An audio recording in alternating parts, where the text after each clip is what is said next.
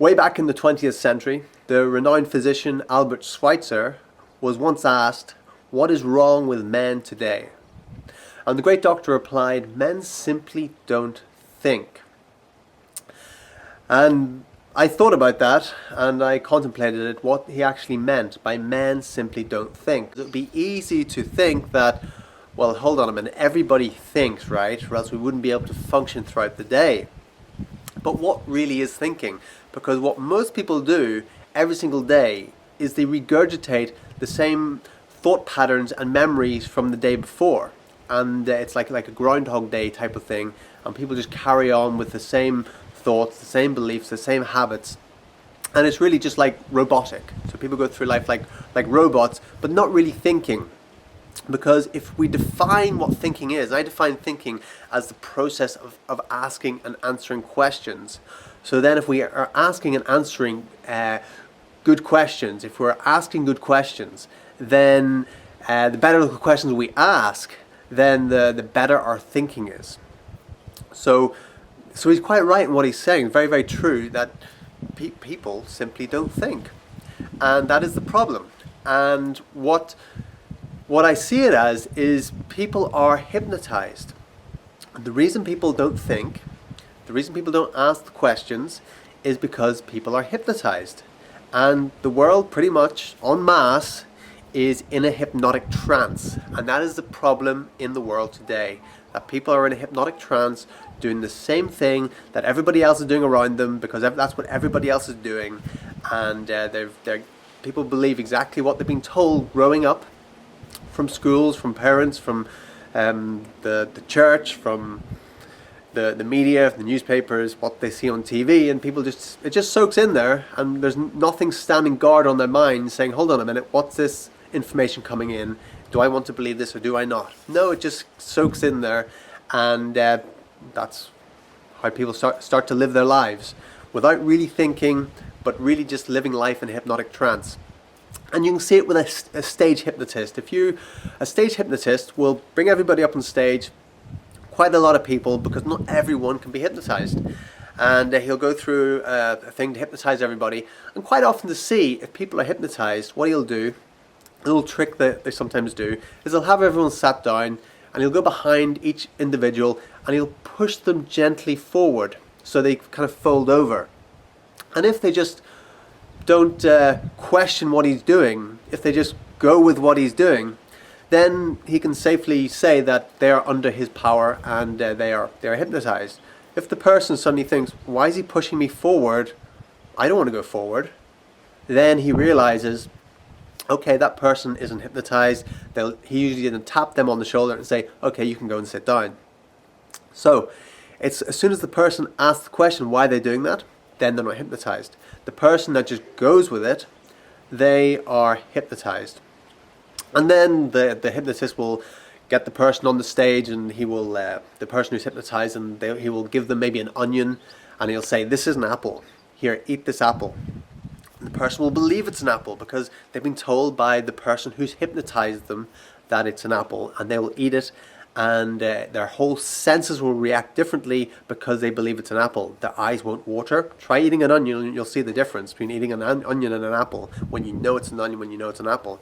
So even though this person, their eyes can see that it's an onion, but they actually perceive it to be an apple, even though their taste will tell the difference. But because they've been hypnotized and been told by this authority who's hypnotized them that it's an apple, they will go ahead and eat that onion, believing it's an apple. Their eyes won't water, their nose won't run, and they won't have this this reaction in their mouth of burning or anything like that, and they'll just happily chomp on it. The person that goes, hold on a minute, why do you want me to eat this? What's this I'm eating? Is this an apple? That person is not hypnotized, and that person, the hypnotist, won't be able to make a fool of them. They won't be able to make them jump across the stage like a bunny rabbit or anything. So then, so he can't make a fool of them, so he has to go, okay, well, you can head off then and do your own thing. I'm not hypnotized. No one can tell me what to do. It could be easier to say, well, I'm not hypnotized. No one can make me do something I don't want to do. Well, the thing is, if we're under hypnotic trance and then we believe we want to do the things. We don't think, we don't question. So even things like when we sit down to eat our dinner at night, asking the question, why am I eating this particular type of food?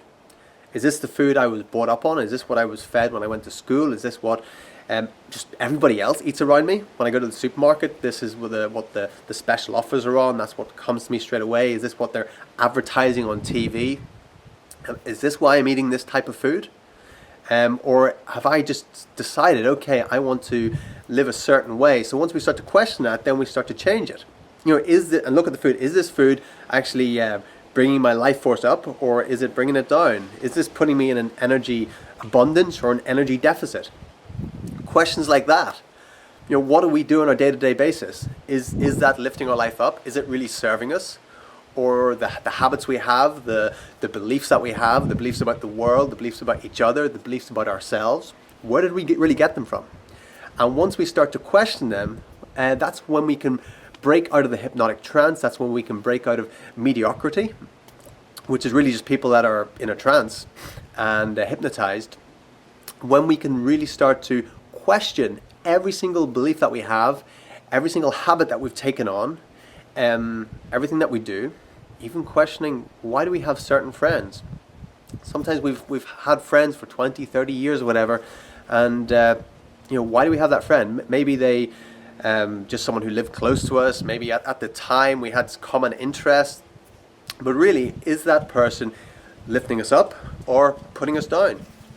If the person's putting us down, then maybe we'll go, okay, well, that friendship doesn't actually serve me anymore. I'm going to be friends with someone who actually lifts me up, because there's plenty of people like that as well in the world.